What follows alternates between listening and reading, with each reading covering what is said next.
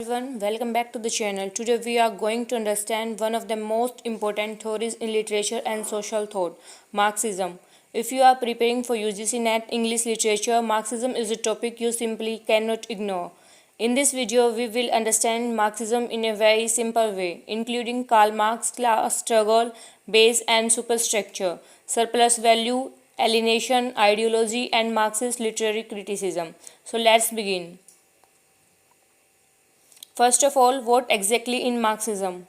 Marxism is a social, economic, political, and philosophical theory mainly associated with Karl Marx and Friedrich Engels. At its core, Marxism examines how society is organized through economic production, social class, labor, property, and power. According to Marxist thought, the way people produce and distribute goods has a major influence on the organization of society. Marxism theories ask an important question: who owns the means of production and who performs the labor? This question helps us understand the relationship between different social classes. Marx and Friedrich Engels. Karl Marx was born in 1818 and died in 1883. His most important intellectual collaborator was Friedrich Engels. Two important works associated with Marx and Engels are the Communist Manifesto published in 1848 and Marx's major economic work, Das Kapital, whose first volume appeared in 1867. Marx's ideas were developed in response to the social and economic conditions of industrial capitalism. He focused particularly on the relationship between capital, labor, production, and class. One of the most important concepts in Marxism is therefore class struggle. So, what's class struggle? Class struggle refers to conflict between social classes whose economic interests are different in capitalist society. Marx broadly identifies two major classes, the bourgeoisie and the proletariat. The bourgeoisie are the owners of the means of production such as factories, business, and capital. The proletariat are the working class who shell their labor power in order to earn wages. The interests of these groups can come into conflict. For example, a capitalist may want to increase profit while workers may demand better wages and working conditions. For Marx, class conflict is not simply an individual disagreement, it is connected to the structures of the economic system itself. This gives us one of the most important Marxist ideas. History is deeply connected with struggles between social classes. Now let's discuss another extremely important concept, base and superstructure. The economic base refers broadly to the material organization of society, production, labor, property, relations, and economic structures. The superstructure includes institutions and forms such as politics, law, education, culture, and ideology. In simple terms, Marxist theory emphasizes that material and economic conditions strongly influence social institutions and cultural life.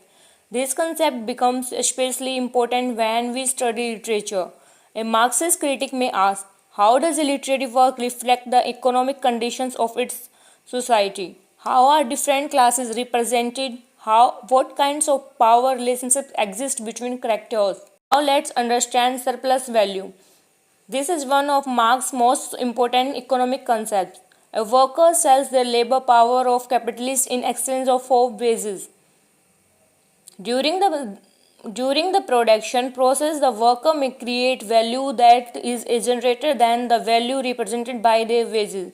The difference between the value created by labor and the cost of labor is connected with Marx calls surplus value. Surplus value is the central of Marx's explanation of how capitalist profit is generated. Therefore, Marxism pays close attention to the relationship between labor wages, production, and profit. Remember this for examination. Surplus value is closely connected with Marx's analysis to capitalist explanation. Another important concept is alienation. Alienation means a separation or estrangement experienced by workers under certain conditions of capitalist production. Marx discussed several forms of alienation. A worker can become separated from the product they create. They can also become separated from the process of labor. They may experience separation from their own human potential. In simple words, work can become something external to the worker rather than an expression of creativity and human fulfillment. Therefore, Marx's concept of alienation helps us understand how economic system can affect human relationship and individual experience. Ideology and hegemony. Now let's move towards two very important concepts for literary criticism, ideology and hegemony.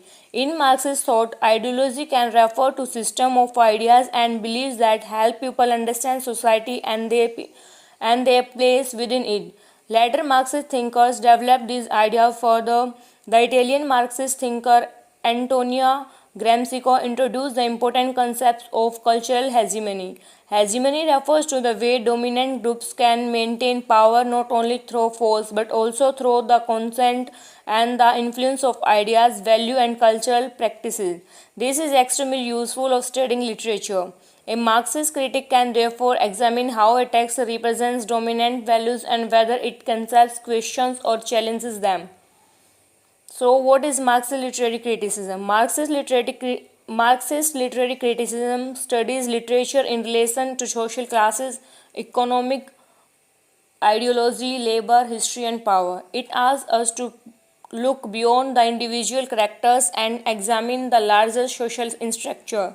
For example, a Marxist reading of a novel may ask who owns property, who works, who has economic power, how are rich and poor characters represented, what social inequalities appear in the text. Does the literary work challenge existing class structures or does it reproduce them?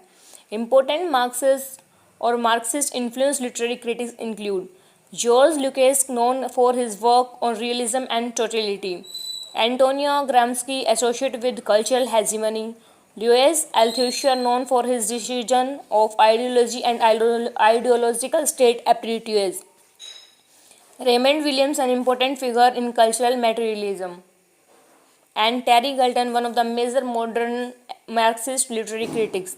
Before we finish, let's quickly review the 5 concepts you must remember.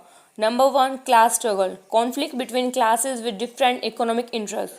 Number 2, base and superstructure, the relationship between material economic conditions and social, political, and cultural institutions. Number 3, surplus value, a key concept of Marx's explanation of capitalist profit and exploitation. Number 4, alienation, the worker's separation from aspects of labor and human fulfillment. Number 5, ideology and hegemony, ideas and cultural practices that can help maintain existing power relations.